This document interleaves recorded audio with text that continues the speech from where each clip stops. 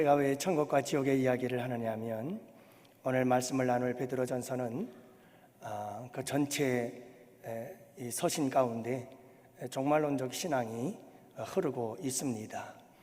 그렇기 때문에 천국과 지옥의 믿음이 없이는 우리의 믿음이 성장할 수 없고 자라날 수 없다라고 하는 것이 전제되어져 있습니다.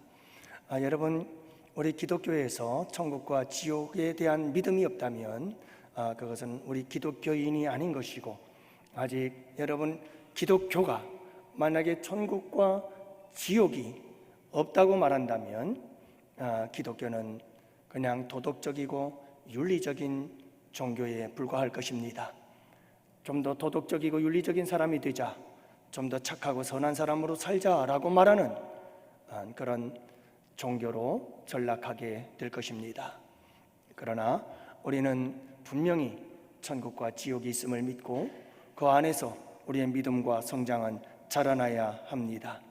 오늘 말씀 속에서도 베드로 사도는 분명하게 우리에게 2장 2절에서 이는 그로 말미암아 너희로 구원에 이르도록 자라게 하려 함이라 믿음의 성장에 대하여 말씀하고 있고, 2장 5절에서도 너희도 산돌같이 신령한 집으로 세워지고 라고 말씀하시면서 신령한 집으로 세워져 갈 것을 우리에게 촉구하고 계십니다. 여러분, 오늘 이 본문의 말씀을 통해서 우리가 함께 정말 우리의 믿음은 지금 잘 자라나고 있는가, 잘 성장하고 있는가 함께 살펴보면서 은혜를 나누고자 합니다. 무더운 여름철입니다. 이 뜨거운 폭염 속에서 식물들은 자랍니다. 그리고 곡식과 과일은 무르익어 갑니다. 여러분, 우리의 믿음도 잘 자라야 하는데 우리의 믿음은 성장하고 있는지, 잘 자라고 있는지, 그리고 오히려 우리의 믿음은 퇴보하고 있지는 않은지, 여러분 우리의 믿음과 신앙을 함께 살펴보고 왜 그 이유가 무엇일까 하는 것도 함께 오늘 말씀을 통해서 살펴보면서 은혜의 시간을 가지고자 합니다. 여러분, 먼저 오늘 말씀은 믿음의 성장의 세 단계를 말씀해 주고 있는데, 그 첫 번째로는 믿음의 기초인 보배로운 모퉁이돌 예수에 대해서 말씀해 주고 있습니다. 여러분, 오늘 말씀해 보면 우리 예수님은 보배로운 모퉁이돌이 되신다라고 말씀하고 계시는데요, 그렇습니다. 여러분, 이 모퉁이돌이란 여러분들이 사진에서도 볼 수 있는 것처럼 이렇게 건물을 지탱해 주는 아주 소중한 모퉁이돌, 이 모퉁이돌이 없으면 건물은 지탱하기 어려울 것입니다. 그리고 무너져 버리고 말 것입니다. 모퉁이돌은 건물을 세워가는 데 있어서 가장 중요한 역할을 하지요. 생명과도 같은 것이 모퉁이돌임을 말씀해 주고 있는 겁니다. 여러분, 우리의 믿음의 집, 우리의 신앙의 집, 그리고 우리 인생의 집을 짓는 것을 종종 성경은 집을 짓는 것과 비유하고 있습니다.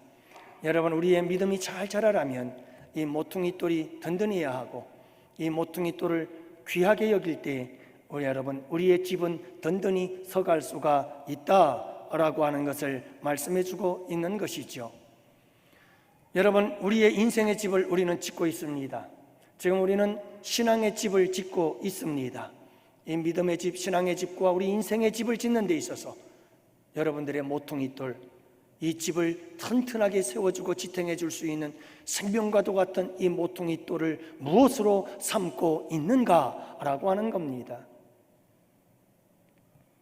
오늘 본문에서 사도 베드로는 여러분 흩어진 그리스도인들을 향해서 여러분들의 인생, 여러분들의 믿음, 여러분들의 삶의 모퉁이돌, 그 모퉁이돌은 바로 예수님이십니다. 예수님을 보배로운 모퉁이돌로 삼으시고 여러분, 우리 모두 인생의 집을, 믿음의 집을 지어갑시다 라고 말씀하고 있는 거죠. 사랑하는 성도 여러분, 오늘 이 보배로운 모퉁이 되신 예수 그리스도, 모퉁이돌 되시는 예수님에 대하여 두 부류 사람들의 반응을 오늘 본문은 기록하고 있는데요, 그 첫 번째 반응은 예수 그리스도 모퉁이돌 되신 그분을 보배롭게 여기는 자들이 있다고 말씀합니다. 그래서 보배로운 모퉁이돌, 여러분, 예수님이 보배로운 모퉁이돌인 사람들이 있어요. 시편 118편의 말씀을 인용하면서 예수님을 가리켜서 6절에서는 보배로운 모퉁이 돌이다 라고 말씀하고 있잖아요. 여러분, 어떤 사람들에게는 예수님이 보배로운 모퉁이 돌이에요. 그 무엇과도 바꿀 수 없는 생명과 같이 소중하신 분. 여러분, 예수님께서 비유로 말씀하신 적이 있잖아요. 우리 예수님께서 제자들과 무리들에게 이렇게 말씀하셨습니다. 한 농부가 있었단다. 이 농부가 어느 날 밭을 갈고 있었지.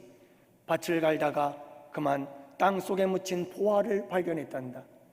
이 보화는 어디서 온 것일까? 당시 유대인들 가운데는 전쟁이 너무 잦아서 고대근 동아시아에서는 하도 전쟁이 많았기 때문에 귀한 보석, 보물, 귀한 재산들은 땅 속에다 묻어놓았단다. 전쟁이 일어나서 도망갔다가 다시 돌아와도 그 보석은, 그 보물은 잃지 않도록 땅에 묻어두곤 했지. 그래요. 그래서 여러분, 이 농부는 그 보석을 발견했습니다. 그리고 집으로 달려가서 집을 팔았습니다. 소 팔았습니다. 냉장고가 있었는지 없었는지는 모르겠지만 냉장고 팔았습니다. 모든 걸 다 팔아서 밭을 샀습니다. 왜냐하면 거기에 보석이 땅에 묻혀 있기 때문이지요. 여러분, 이 비유에서 우리 주님이 말씀하신 것처럼 정말 집 팔고 땅 팔고 냉장고 팔고 모든 것을 다 팔아서 살만한 가치가 있는 분, 그분이 보배로운 모퉁이 돌 예수 그리스도다라고 하는 것입니다. 나를 위해서 당신의 생명 아낌없이 내어주신 그분, 그분을 보배로운 모퉁이 돌로 삼고 살아가는 자들이 있다. 그들은 믿는 자들이다 라고 말씀하고 있는 것입니다. 사랑하는 성도 여러분, 여러분들은 진정 예수 그리스도 그분이 내 삶의, 내 믿음 생활에 보배로운 모퉁이 돌이신가요? 그런데 또 한 부류의 사람들이 있었습니다. 이 모퉁이 돌을 부딪히는 돌이라고 생각했던 사람들입니다. 8절 말씀해 보면 부딪히는 돌과 걸려 넘어지게 하는 바위가 되었다. 여러분, 어떤 사람들에게는 모퉁이 돌이신 예수님이 보배로운 모퉁이 돌이지만 어떤 사람들에게는 그저 나를 걸려서 넘어지게 만드는 돌, 바위에 불과한, 내 삶을 힘들게 만들고 내 인생을 괴롭히고 내 인생을 피곤하게 만드는 존재, 예수님을 이 정도로 생각하는 사람들이 있더라라고 하는 겁니다.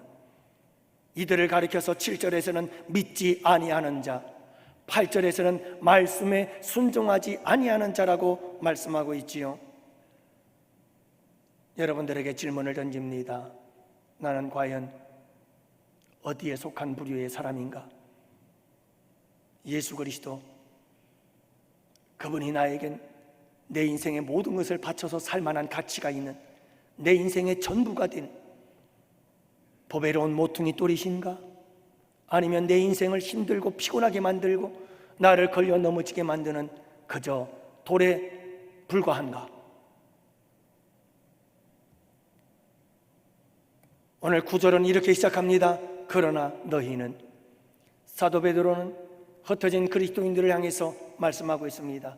그러나 너희들은, 세상의 수많은 사람들은 예수 그리스도, 그 존귀하신 예수님을 그들은 그저 걸려 넘어지게 하는 돌이요 바위처럼 여기고, 수많은 사람들이 그렇게 예수 그리스도를 보잘것없는 돌덩어리로 생각하고 있지만, 그러나 너희는 그렇지 않다. 너희에게 예수 그리스도, 그분은 보배로운 모퉁이 돌이어다. 여러분, 우리 양원의 성도들에게는 우리 예수님께서 보배로운 모퉁이 돌이 되시기를 축복합니다. 주 예수보다도 귀한 것은 없네.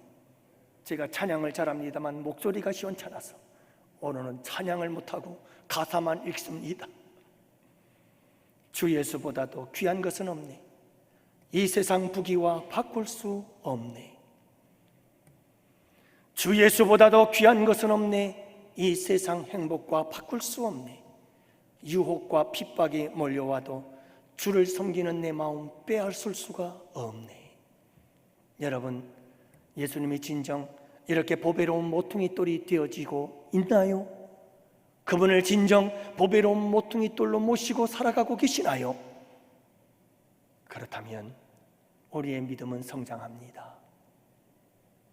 여러분, 그렇다면 우리의 믿음은 자랍니다. 그렇다면 우리의 믿음은 성숙해집니다. 문제는 우리의 믿음이 자라지 않는 이유, 우리의 믿음이 성장하지 못하고 성숙하지 못하고 우리의 믿음이 멈춰 있는 이유, 우리의 믿음이 퇴보하고 있는 이유가 있다면 그것은 예수 그리스도 그분이 보배로운 모퉁이 돌이 아니라 귀찮은 돌덩어리가 되어지기 시작하고 있다는 사실이지요. 그러면 보배로운 모퉁이 돌이신 그분에 대한 감격을 씌워버리는 순간 그분이 내 인생의 가장 소중한 존재가 되어지지 않느니 그 무엇이 또 다른 것이 우리의 인생의 가장 소중한 것이 되어져 버리고 말 때 우리의 믿음은 멈춰버립니다. 성장할 수 없습니다. 아니, 우리의 믿음은 뒷걸음질 치기 시작하는 겁니다.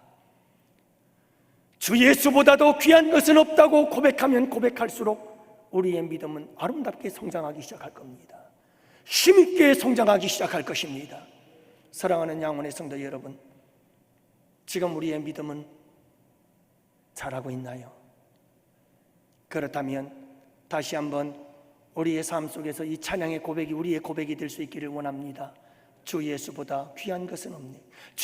주님은 내 삶에 그냥 나를 걸려 넘어지게 하는 돌덩어리가 아니라 주님은 보배로운 모퉁이 돌이 되십니다. 주님이 없으면 내 인생은 무너집니다. 주님이 없으면 내 믿음은 무너지고 말 것입니다. 주님은 내 인생의 전부요, 내 삶의 전부이십니다.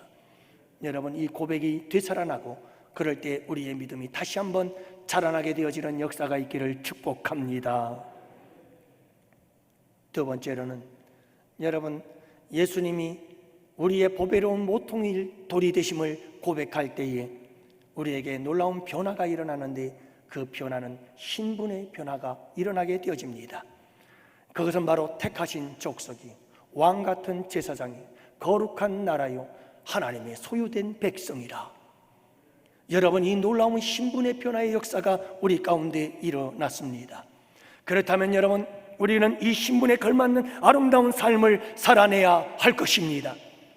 여러분, 우리의 이 특별한 존재임을 잊지 말아야 합니다. 기억하고 살아야 합니다. 우리는 하나님께로부터 특별한 존재들로 부름을 받았어요. 여러분, 이스라엘 백성들을 선민이라 이렇게 얘기하죠. 선택받은 백성이라는 뜻입니다. 여러분, 이스라엘 백성들이 선택을 받고 하나님의 백성이 되었습니다. 하나님의 나라가 되었습니다. 그들이 잘나서가 아니지요. 하나님께서 하나님의 주권적으로 그들을 택하여 선택하신 것입니다. 수많은 이방에 얼마나 탁월하고 뛰어난 민족들이 많았는지 모릅니다. 그러나 주님은 이스라엘을 택하셨습니다. 그리고 우리 주님께서 이스라엘 백성들에게 베푸신 놀라운 역사들을 여러분 아시잖아요. 그분 얼마나 이스라엘 백성들을 사랑하시고 그들을 지극히 존귀하게 여기시며 그들을 돌보시고 그들을 지키시고 그들을 인도하시고, 여러분, 그들의 적들을 물리치시며 하나님께서 그들을 얼마나 보호하시고 살피고 인도해 주시고 축복해 주셨는지 특별한 존재가 된 거죠. 사랑하는 성도 여러분, 우리도 우리 하나님께 예수 그리스도로 말미암아 특별한 존재가 되었다는 사실을 잊지 마시기 바랍니다. 전에는 백성이 아니더니 이제는 백성이 되었고, 전에는 긍휼하심을 받지 못하더니 이제는 긍휼하심을 받게 되었느니라. 이게 여러분, 우리의 신분의 변화로 말미암아 우리에게 주어진 놀라운 축복입니다. 사랑하는 성도 여러분, 우리가 꼭 기억해야 할 것이 있습니다. 그것은 바로 우리의 신분의 변화입니다. 나의 신분, 나의 정체성, 나는 어떤 존재인가? 나는 누구인가? 여러분, 이 질문에 대한 답을 잊지 말고 사시기를 바랍니다. 나는 택한 백성이요, 나는 왕같은 제사장이니, 나는 거룩한 나라요, 나는 하나님의 소유된 백성이다. 예수 그리스도의 피값으로 사신바 되어진 거룩하고 존귀한 자들임을 여러분 잊지 마십시오. 여러분, 우리가 성장하지 못하는 이유, 우리의 믿음이 자라지 못하는 이유가 어디에 있을까요? 바로 우리의 이 신분을 망각하는 순간 우리의 믿음의 성장도 멈춰버린다는 사실을 아시나요? 내가 누구다, 내가 어떤 존재다 라고 하는 나에 대한 정체성을 잃어버리기 시작하면, 내가 예수 그리스도의 십자가의 공로로 하나님께로부터 받은 바 되어진 이 새로운 신분, 여러분, 이 신분을 잃어버리는 순간 우리는 믿음의 성장을 멈춰버리고 맙니다. 늘 우리가 항상 나는 어떤 존재인지, 나는 그리스도인이고 나는 하나님의 자녀이고 하나님께서 나를 택하신 하나님의 백성이라는 사실을, 그분의 소유된 자이며 왕같은 제사장이고 거룩한 나라의 백성으로 부르셨다는 이 사실, 여러분, 우리의 신분을 잃어버리면 우리의 믿음은 멈춰버리고 퇴보하게 되어집니다. 잊지 말아야 합니다. 내 신분을 잊지 마십시오. 여러분, 내가 얼마나 존귀한 자임을 잊지 마세요. 천사보다 조금 못하게 하시고, 여러분, 정말 우리는 대단한 존재들입니다. 온 이 세상 만물을 하나님께서 다 맡기실 만큼 우리 인간이란 존재는 탁월한 존재지요. 다만 죄악으로 타락했던, 그러나 예수 그리스도를 통해서 다시 한번 우리를 회복시키시고 우리에게 하나님의 자녀의 권세를 주신 분, 여러분, 우리는 이 신분을 잊지 말아야 합니다. 그러면 이 신분을 잊지 않고 이 신분을 기억하고 이 신분을 붙잡고 살아가는 사람들은 반드시 그 믿음과 신앙이 성장하게 되어집니다. 여러분, 문제는 우리가 자꾸만 우리의 신분을 잃어버려요. 여러분, 사업을 해도, 조그만 가게를 하나 하더라도, 여러분들이 직장 생활을 하더라도, 여러분들이 세상 어디를 가더라도 항상 잊지 마세요. 나는 왕같은 제사장이다. 난 하나님의 자녀됨의 권세를 가진 자다. 여러분, 우리의 이 신분에 대한 분명한 정체성을 가지고 살아야 돼요. 그러면 우리의 믿음이 쏙쏙쏙쏙 건강하게 잘 자라게 될 줄 믿습니다. 마지막 세 번째로는, 그렇다면 여러분, 이제 우리가 예수 그리스도 그분을 보배로운 모퉁이로 우리의 삶의 전부로, 내 생명처럼 소중한 분으로 모셨다고 하고, 그래서 우리는 새로운 신분의 변화를 받아서 여러분 택한 족속이요 왕같은 제사장이며 거룩한 나라가 되고, 그리고 하나님의 소유된 백성이 되었습니다. 놀라운 신분의 변화지요. 이제 우리가 마지막 도전해야 될 것이 있습니다. 그것은 성장과 성숙을 향한 우리의 삶의 도전입니다. 두 가지를 말씀하고 있습니다. 그 첫 번째가 육체의 정욕을 제어하라. 여러분, 우리가 진정 예수 그리스도를 보배로운 모퉁이 돌로 모셨고, 그리고 여러분, 우리의 신분의 변화를 우리가 분명하게 알고 깨닫고, 그리고 우리가 자각하고 인식하고 있다고 한다면, 그렇다면 우리는 여러분 그 신분에 걸맞는 삶을 향하여 거룩한 도전을 해야만 합니다. 이것은 내 안에 계신 거룩한 보배로운 모퉁이 돌 되시는 예수 그리스도의 생명이 우리에게 역사합니다.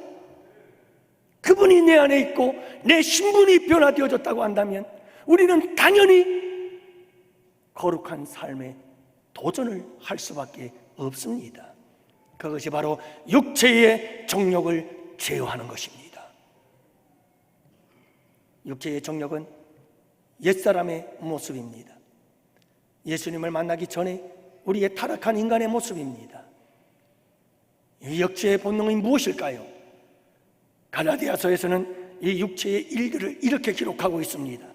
육체의 일은 현저하니 곧 음행과 더러운 것과 호색과 우상 숭배와 술수와 원수 맺는 것과 분쟁과 시기와 분냄과 당짓는 것과 불리함과 이단과 투기와 술취함과 방탕함과 또한 그와 같은 것들이라.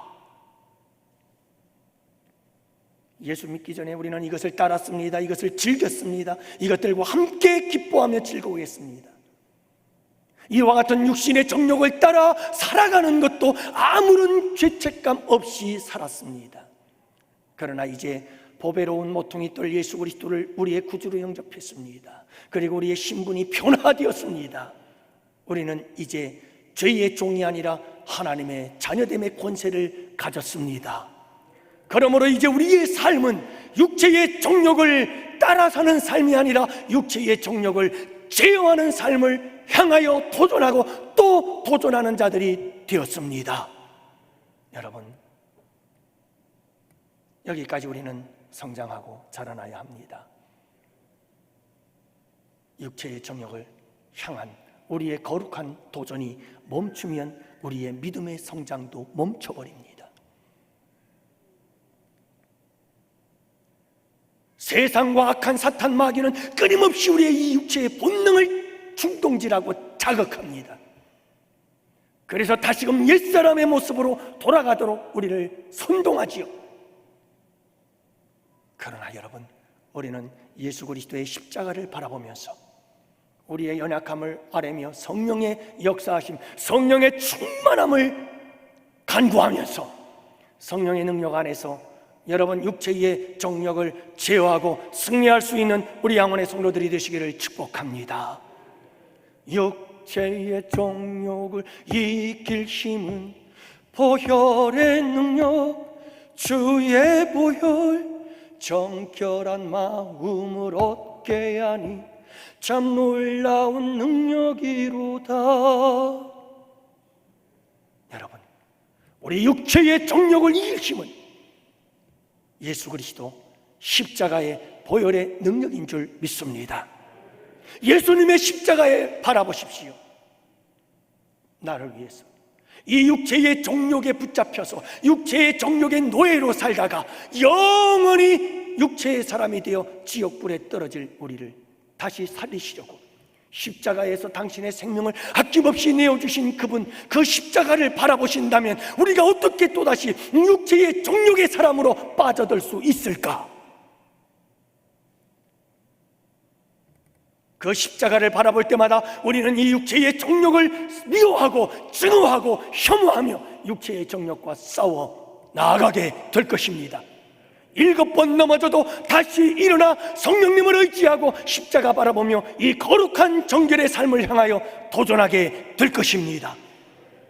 여러분, 그러면 그럴수록 우리의 믿음은 자랍니다. 성장합니다. 성숙하게 됩니다. 그러나 오늘 본문 말씀에 보면 육체의 정욕을 제어하는 것은 소극적인 방법입니다. 좀 더 적극적인 방법을 말씀해 주고 있는데 12절 말씀에 보면 너희가 이방인 중에서 행실을 선하게 가져 너희를 악행한다고 비방하는 자들로 하여금 너희 선한 일을 보고 오시는 날에 하나님께 영광을 돌리게 하려 함이라. 여러분, 선한 행실을 가져라. 선한 행실을 가져라. 육체의 정욕을 제어할 뿐만 아니라 너희들은 이방인 가운데에서, 이 세상 한가운데에서 선한 행실을 가져라 라고 말씀하고 있습니다. 육체의 정욕을 제어하는 것이 소극적이라면 여러분, 선한 행실을 가지는 것은 적극적인 태도입니다. 우리 예수 믿는 사람들이 여러분 예수님을 내 안에 보배로운 모퉁이 돌로 모시고 그리고 여러분 신분의 변화를 자각하고 그리고 나서 그 신분에 걸맞는 우리의 이 거룩한 삶을 향하여 도전할 때 육체의 정욕은 제어하고 선한 행실을 가지고 살아가게 될 줄 믿습니다. 여러분이 선한 행실을 가지라 라고 말씀하고 있었던 이 시대적 배경은 어떤지 아시나요?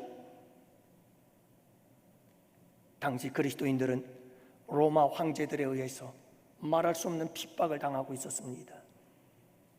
그래서 온통 세상은 그리스도인들을 향하여 악을 행하는 자들이라고 손가락질하며 비웃고 조롱하고 돌을 던졌습니다. 그렇지만 베드로 사도는 지금 그와 같은 그리스도인들에게, 여러분, 세상이 아무리 여러분들을 핍박하고 여러분들을 향하여 악을 행하는 자들이라 말하며 비웃고 조롱한다 할지라도 절대로 악을 악으로 갚지 말고 악을 선으로 갚으십시오. 선한 행실을 가지십시오. 절대로 선한 행실을 잃지 마십시오. 사도 베드로가 이렇게 고백하고 있는 거예요.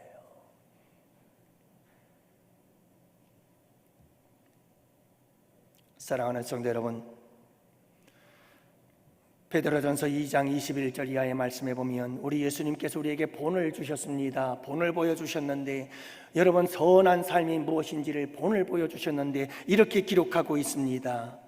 너희에게 본을 끼쳐 그 자취를 따라오게 하려 하셨느니라 하시면서 하시는 말씀, 그는 죄를 범하지 아니하였고 그 입에 거짓도 없으시며, 그럼에도 불구하고 우리 주님이 당하신 일을 보십시오. 3단계가 나옵니다. 첫째, 욕을 당하시되 맞대어 욕하지 아니하시고 고난을 당하시되 위협하지 아니했다. 여러분, 악을 안으로 악으로 갚지 않고 악을 선으로 갚았다는 말이에요. 대응하는 자세가 그렇습니다. 두 번째로, 오직 공의로 심판하시는 이에게 부탁하고, 심판은 공의로우신 하나님께 다 부탁하는 거예요. 내가 심판하지 않았다는 거예요. 그리고 세 번째는 친히 나무에 달려 그 몸으로 우리 죄를 담당하셨다. 여러분, 세 번째로 우리 주님이 행하신 것은 나를 향하여 비웃고 조롱하고 나를 악하다 하는 자들을, 그들을 위해서 당신의 생명까지 나무에 달려 아낌없이 내어 주셨다, 이 말이에요. 이게 예수님께서 보여주신 선이에요. 십자가보다 선한 것이 없어요. 사랑하는 성도 여러분, 우리가 이렇게 육체의 정욕을 제어하고 선한 행실을 가지고 이 세상을 살아간다.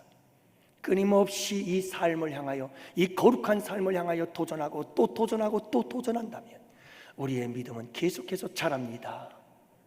자라지 않는 것 같아도 우리의 믿음은 계속해서 자라고 또 자라고 또 자라게 될 것입니다. 그러나 우리의 믿음과 신앙이 멈춰버리는 순간이 언제일까요? 왜 우리의 믿음은 멈춰버리는 걸까요?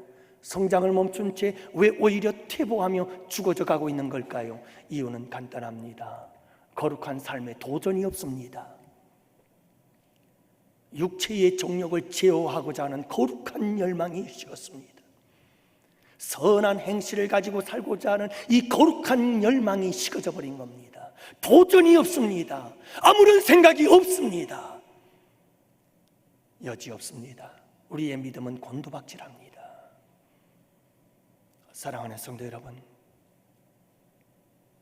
오늘 저는 여러분들과 함께 이 귀한 말씀을 나누었습니다. 우리의 믿음은 성장하고 있는가요? 여러분, 우리의 믿음은 계속 자라고 있는가요? 우리의 믿음은 계속해서 성숙해져 가고 있나요? 여러분, 예수 그리스도 그분은, 주 예수 그보다 귀한 것은 없는 보배로운 모퉁이돌이 될 수 있기를 축복합니다. 그리고 여러분, 신분을 잊지 마세요. 우리의 신분은 존귀한 거예요. 예수님의 피값으로 얻은 신분이에요. 예수님의 생명의 값으로 얻은 신분이에요.